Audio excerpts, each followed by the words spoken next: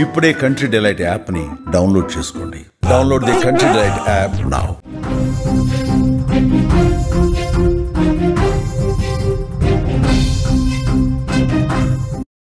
పరమ పవిత్రమైన పుణ్యక్షేత్రం హిందువులకి ఈ ప్రపంచంలో ఏదైనా ఉంది అంటే అది తిరుమల కొండ.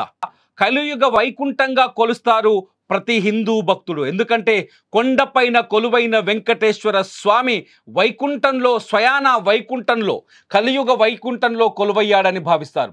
శ్రీవారి సన్నిధిలో ఏ చిన్న తప్పు జరిగినా అది అతిపెద్ద అపచారంగా చూస్తారు. అటువంటి తిరుమలలో, అటువంటి తిరుమల కొండ కింద నెలవైన తిరుపతిలో ఏం జరుగుతుందో తెలుసా? తిరుపతిలో ఏం జరుగుతుందో తెలుసా? చీకటి పడితే చాలు తాగుబోతులు రెచ్చిపోతున్నారు. చీకటి పడితే చాలు పీకల దాకా తాగి రోడ్డు పైన వెళుతున్న మహిళల పైన దాడులకు ప్రయత్నిస్తున్నారు. చీకటి పడితే చాలు పీకల దాకా తాగి బార్లలో ఫైటింగ్లు చేస్తున్నారు. చీకటి పడితే చాలు తిరుమల పవిత్రతకు దెబ్బతీసే విధంగా ప్రవర్తిస్తున్నారు.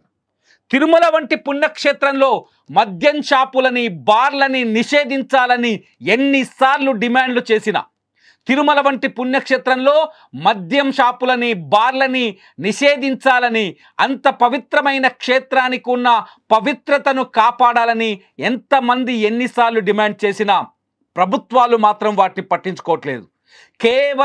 కేవలం మందుబాబులు పే చేసే ట్యాక్స్ కోసం కక్కుర్తిపరి కోట్లాది మంది హిందువుల మనోభావాలను దెబ్బతినే విధంగా తిరుపతిలో వైన్ షాపులకు అనుమతిస్తూనే ఉన్నారు.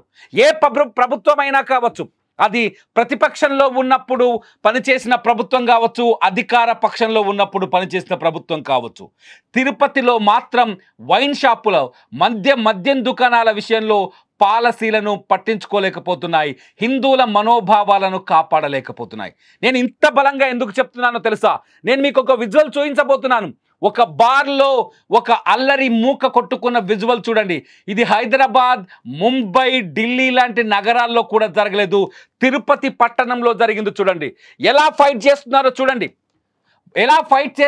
చూడండి. బార్లో అంతా 25 నుంచి 30 సంవత్సరాలకు మించి వయసు కూడా లేని యువకులు పీకల తాగి ఫుల్లుగా కైపులోకి దిగి ఒకడు ఎలా తన్నుకుంటున్నారో ఈ సీన్ చూడండి. ఈ సీన్ చూస్తే తిరుపతి యువత ఎంత నాశనం అయిపోతుందో మనకు స్పష్టంగా అర్థమవుతుంది.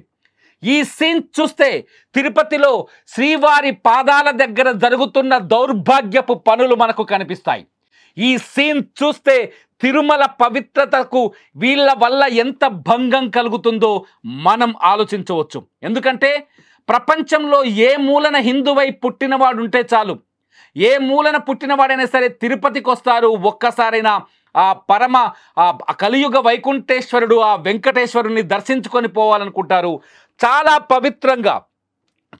పవిత్రంగా కొండకి రావాలి అంటే చాలా పవిత్రంగా ఇంట్లో పూజలు చేసి ఆ తర్వాత కనీసం ఎటువంటి దుర్మార్గపు ఆలోచనలు కూడా మెదడులో లేకుండా శ్రీవారి దర్శనానికి వస్తారు. అటువంటి శ్రీవారి పాదాల చెంత, అటువంటి శ్రీవారు కొలువైన ప్రాంతాన ఎటువంటి దుర్మార్గాలు జరుగుతున్నాయో మీరు కళ్ళతో చూడండి. ఇది రాత్రి తిరుపతిలో ఒక బార్లో జరిగిన మాస్ ఫైటింగ్. పీక్కల దాకా ఫుల్లుగా తాగి తందనాలాడి ఫుల్లుగా కిక్కెక్కిన తర్వాత, కైపెక్కిన తర్వాత కొట్టుకుంటున్న దృశ్యం. ఈ దృశ్యాన్ని చూస్తే నిజంగా తిరుపతిలో ఇటువంటి సంఘటనలు జరగడం ఏంటనే బాధ కలుగుతుంది. నిజంగా హిందువులెవరికైనా సరే ఇది నిజంగా గుండెకి గాయం చేసే సంఘటన. పోనీ వీళ్ళు బార్లోనే కొట్టుకున్నారా? బార్లో కొట్టుకున్న తర్వాత పోనీ పోలీసులు వచ్చిన తర్వాత మూసుకొని ఇంటికి వెళ్ళారా? లేదు. రోడ్డు మీదకి వచ్చిన తర్వాత ఏం జరిగిందో చూడండి ఒకసారి. రోడ్డు మీదకి వచ్చిన తర్వాత అక్కడ మహిళల్ని వేధించడం మొదలుపెట్టారు. ఒకసారి ఫుల్ షాట్ అయ్యింది దాన్ని. రోడ్డు మీదకి వచ్చిన తర్వాత చూడండి, అక్కడ కనిపించిన బస్టాండ్ సమీపంలో, ఇది శ్రీనివాసం సమీపంలో జరిగిన సంఘటన.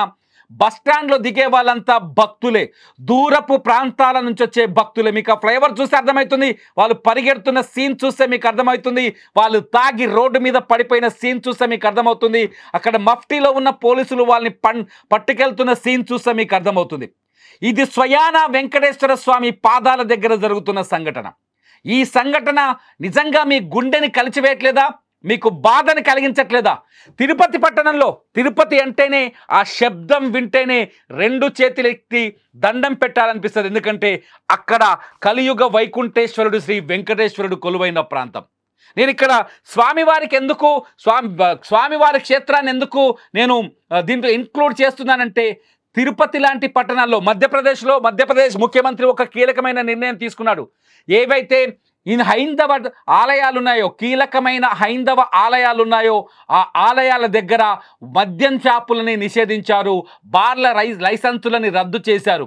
అటువంటి నిర్ణయం తిరుపతిలో ఎందుకు చేయకూడదనే చర్చ జరుగుతోంది. ఎందుకంటే తాగి అక్కడికి వచ్చే భక్తులపైన దాడులు చేస్తున్న ఇటువంటి గాడిదలపైన ఎప్పుడు చర్యలు తీసుకుంటారు? తాగి బార్లో కొట్టుకొని రోడ్డు మీదకి వచ్చి ప్రజల్ని భయభ్రాంతులకు గురి చేసే ఈ గాడిదలపైన చర్యలు తీసుకుంటారా, తీసుకోరా? ఈ గాడిదలని కంట్రోల్ చేయాలంటే ఏం చేయాలి? ఇటువంటి గాడిదల్ని కంట్రోల్ చేయాలంటే ఏం చేయాలి? నిజంగా ఇక్కడికి కోట్లాది మంది భక్తులు వస్తుంటారు. నిత్యం 1,00,000 మంది కేవలం స్వామివారినే దర్శించుకుంటారు. అంటే ఎంతమంది వెయిటింగ్లో ఉంటారో అర్థం చేసుకోవచ్చు. ఎంతమంది ప్రతినిత్యం తిరుపతిలో ఆన్ యావరేజ్గా 5 లక్షల మంది జనాభా రోమింగ్ అవుతూ ఉంటారు. అటువంటి తిరుపతిలో ఇటువంటి గాడిదలు తాగి రోడ్డు మీదకి వచ్చి అల్లరి చేస్తుంటే పట్టించుకోరా? ఇటువంటి గాడిదలని కంట్రోల్ చెయ్యరా? ఇటువంటి గాడిదలని తోలు తీయరా? పోలీసులు 1 గంట సేపు లాఠీలకు పని చెప్పుంటారు, 1 గంట సేపు వాళ్ళని పట్టుకొని కొట్టి వదిలేసి ఉంటారు. కానీ సమస్యని పరిష్కరించగలరా పోలీసులు? ఈ సమస్యని పరిష్కరించాలంటే ఖచ్చితంగా ప్రభుత్వాలే కదా చర్యలు తీసుకోవాల్సింది. ఒకవైపు బారులో పీకల దాకా తాగి ఫైటింగ్, మరొక వైపు రోడ్డు మీద మహిళల్ని వేధిస్తూ అల్లరి. ఈ గాడిదలకి ఏం సమాధానం చెప్పాలి? ఈ గాడిదలకి సమాధానం ఏంటో తెలుసా? తిరుమలలో వెంకటేశ్వర స్వామి కొలువైన ఆ ప్రాంతానికి కొన్ని కిలోమీటర్ల చుట్టూ వైన్ షాపులని రద్దు చేయటం, మద్యం షాపుల్ని తొలగించాలి, మద్యం షాపుల్ని రద్దు చేయాలి, బార్లని ఆపేయాలి. అప్పుడే తిరుపతి తిరుపతి పుణ్యక్షేత్రానికి ఆ పవిత్రతని మనం కాపాడిన వాళ్ళం అవుతాం.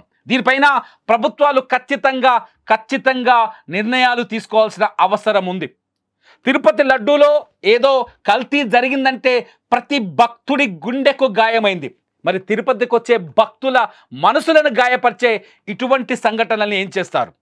తిరుమల శ్రీవారికి పాదాల దగ్గర స్వయంగా ఇటువంటి దుర్మార్గాలు జరగడాన్ని మనం ఎలా చూడాలి?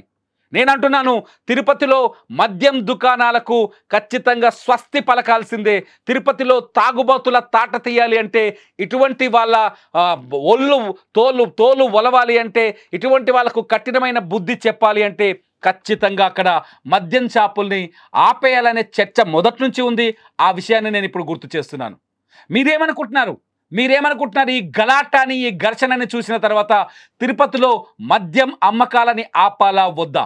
తిరుపతి కలియుగ వైకుంఠపురం, శ్రీ మహావిష్ణువు స్వయంగా కొలువైన ప్రాంతం. అటువంటి ప్రాంతంలో ఇటువంటి దుర్మార్గాలు, ఈ మద్యం అవసరమా?